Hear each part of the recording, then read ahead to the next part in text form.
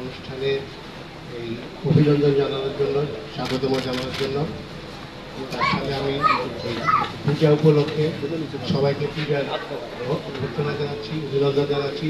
আমি আশা করি আপনাদের এই পূজা অর্পণ খুবই সুন্দর ব্যক্তিত্বভাবে সম্পাদন হবে। আপনারা জানেন যা বাংলাদেশ সরকারের আদেশে আমরা সিভিল প্রশাসনকে সহায়তা করার জন্য নিয়োজিত আছি এবং সেই মোতাবেক মাননীয় নৌপ্রধানের নির্দেশে আমরা সকল জায়গায় নিয়োজিত আছি এবং এই পূজা উপলক্ষে আমাদের বিভিন্ন জায়গায় আমরা বিভিন্ন রকমভাবে নিয়োজিত থাকছি, যাতে সব জায়গায় সবাই ঠিক মতো করে সুন্দরভাবে এই পূজা অর্চনা করতে পারে।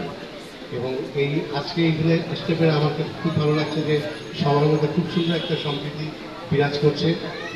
এটাই আমাদের দরকার এবং এই সম্প্রীতির মাধ্যমে আমরা আমাদের সামনে এগিয়ে যাওয়ার জন্য আমরা চেষ্টা করব।